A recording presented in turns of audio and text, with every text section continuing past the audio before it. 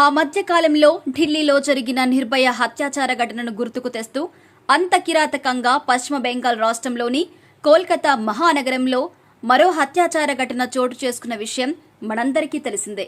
Night డ్యూటీలో ఉన్న 31 ఏళ్ల ట్రైనీ డాక్టర్ను హాస్పిటల్లోనే రేప్ చేసి అత్యంత దారుణంగా హత్య చేశారు. బలవంతంగా లైంగిక దాడి చేసి విషయం బయటికి రాకుండా హత్య చేశారా, లేక వేరే ఏదైనా కారణంతో పక్కా పథకం ప్రకారమే హత్య చేశారా అనే అనుమానాల నడుమ Kolkata doctor rape and murder case దేశవ్యాప్తంగా సంచలనం సృష్టిస్తుంది. అసలు ఈ కేసులో తొలి రోజు నుంచి ఇప్పటి వరకు ఏం జరిగింది, పిన్ టు పిన్ ఇప్పుడు తెలుసుకునే ప్రయత్నం చేద్దాం. ఆగస్టు 8 గురువారం కోల్కతాలోని ఆర్జికర్ మెడికల్ కాలేజ్ అండ్ హాస్పిటల్లో పోస్ట్ గ్రాడ్యుయేషన్ స్టూడెంట్గా ఉన్న 31 ఏళ్ల ట్రైనీ డాక్టర్ ఎమర్జెన్సీ బ్లాక్లో విధులకు హాజరైంది. ఆ రోజు ఆమెకు నైట్ డ్యూటీ. అదే రోజు రాత్రి 9 గంటల సమయంలో ఎమర్జెన్సీ బ్లాక్లోని ఒక సెమినార్ హాల్లో కాస్త విశ్రాంతి తీసుకునేందుకు ట్రైనీ డాక్టర్ వెళ్లింది.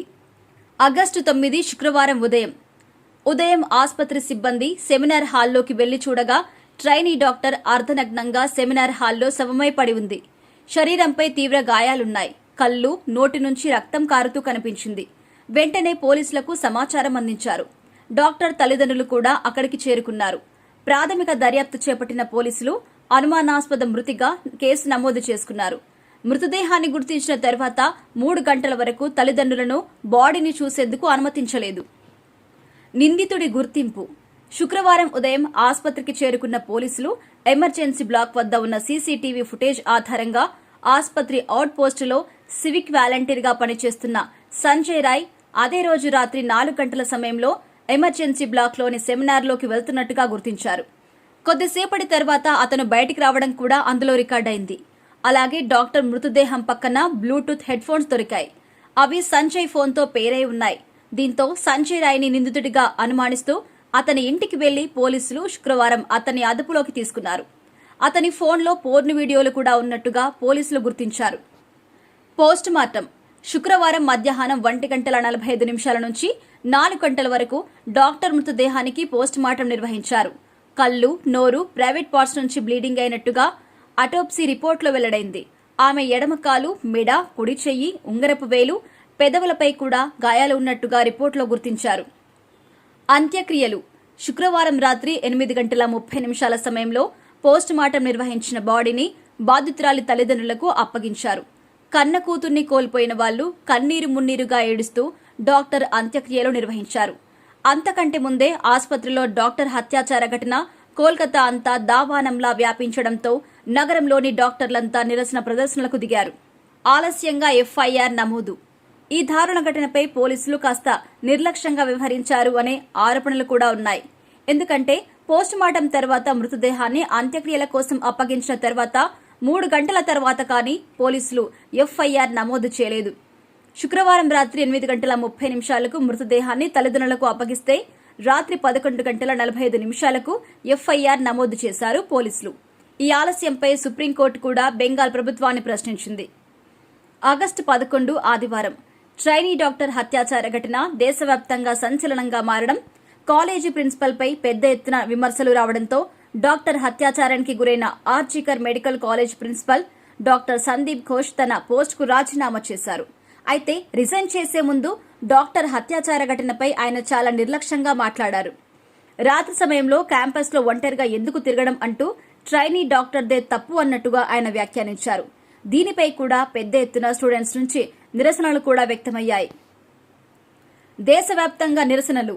మరో నిర్భయను తలపిస్తూ ప్రభుత్వ ఆసుపత్రిలోనే ఒక మహిళా డాక్టర్కు రక్షణ లేకపోవడం ఏంటి అంటూ దేశవ్యాప్తంగా పెద్ద ఎత్తున నిరసన ప్రదర్శనలు మొదలయ్యాయి. డాక్టర్లు, సామాన్యులు, మహిళలు, మహిళా సంఘాలు బాధితురాలికి న్యాయం జరగాలి, నిందితులకు కఠిన శిక్ష పడాలి అంటూ రోడ్లపైకి వచ్చేశారు. 150 మిల్లీగ్రాముల వీర్యం, గ్యాంగ్ రేప్. తమ కూతురి పరిస్థితి చూస్తుంటే ఇది ఒక్కరు చేసిన పనిలా లేదు అని, ఒక్కరికంటే ఎక్కువ మంది కలిసి ఈ దారుణానికి ఒడిగట్టినట్టుగా అనుమానిస్తూ బాధితురాలి తండ్రి కోల్కతా కోర్టులో పిటిషన్ వేశారు. ఇక ఇదే క్రమంలోనే డాక్టర్ శరీరంలో 150 మిల్లీగ్రాముల వీర్యం ఉన్నట్టుగా పోస్ట్ మార్టం రిపోర్టులో పేర్కొన్నట్టుగా కొన్ని వార్తలు సోషల్ మీడియాలో వైరల్ అయ్యాయి. అయితే అందులో వాస్తవం లేదు అంటూ కోల్కతా పోలీసులు స్పష్టం చేశారు. కేసు సీబీఐకి ట్రాన్స్ఫర్. దేశవ్యాప్త నిరసనలతో ఈ కేసును కోల్కతా పోలీసుల నుంచి సీబీఐకి బదిలీ చేసింది కేంద్ర ప్రభుత్వం.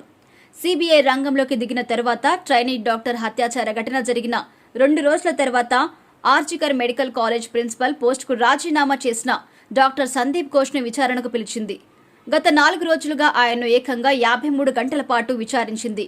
ఈ ఘటన వెనుక ఆయన హస్తం ఏమైనా ఉందా? మృతదేహాన్ని చూసేందుకు తల్లిదండ్రుల్ని ఆలస్యంగా అనుమతించడం, ఘటన జరిగిన బిల్డింగ్లో పర్మిషన్ లేకుండా రెనోవేషన్ పనులు చేయించడంపై సీబీఐ ఆయన్ను విచారించింది. అయితే ఆర్జికర్ మెడికల్ కాలేజ్ మాజీ ప్రిన్సిపల్పై కోల్కతా పోలీసులు కేసు నమోదు చేశారు. ఆర్థిక అవకతవకలపై వచ్చిన ఫిర్యాదులతో ఆయనపై కేసు నమోదు చేశారు. నేరం అంగీకరించిన సంజయ్ రాయ్. ఈ కేసులో ఆగస్టు 9న అరెస్టైన వివేక్ వాలంటీర్ సంజయ్ రాయ్ తాను హత్యాచారానికి పాల్పడినట్టుగా ఒప్పుకొని తనను ఉరితీయాలంటూ విచారణలో చెప్పినట్టుగా సమాచారం.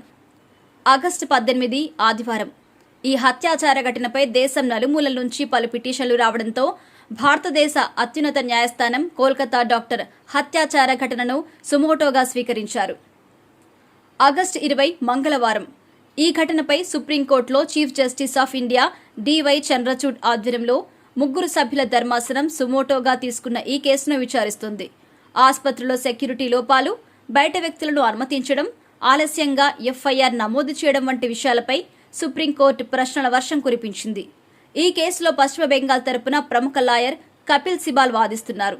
దేశవ్యాప్తంగా వైద్య నిపుణుల భద్రత కోసం అనుసరించాల్సిన పద్ధతులను పరిశీలించడానికి నేషనల్ టాస్క్ ఫోర్స్ ను ఏర్పాటు చేసింది. మరి దేశం మొత్తం సిగ్గుతో తలదించుకున్న ఈ ఘటన జరగడం చాలా అవమానకరం.